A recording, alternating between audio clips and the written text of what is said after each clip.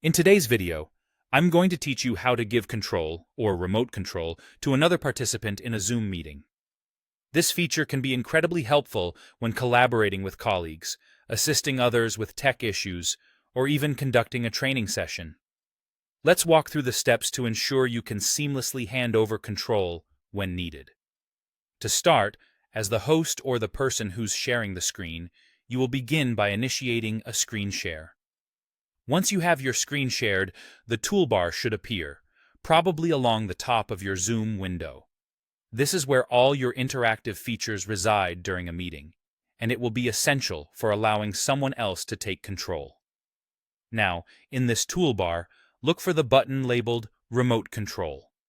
If you cannot see it right away, click on the More or the three-dot menu, sometimes represented as.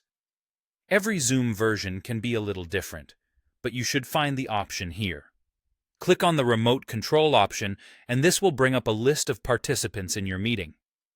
You'll need to select the participant to whom you want to give access. A quick tip here is to make sure that the person you wish to give control to is ready and aware that you are handing over the reins. It's always good practice to communicate with them, ensuring they're prepared. Once you select their name, they will receive a notification on their screen alerting them that you've given them control. They must then click on your shared screen to start controlling it. It's that simple. This allows them to interact with your shared screen using both the mouse and keyboard. It's an excellent tool for direct engagement and problem solving. While they have control, you might still notice mouse movements or typing. So don't be alarmed. It just means they're at work. One important thing to remember is that you, as the screen owner, maintain ultimate control. If at any point you need to regain control, perhaps if something isn't working right or you need to interject, you can easily do so. Simply go back to your Zoom meeting toolbar and click on the remote control button once more. Then, choose the option to Stop Remote Control.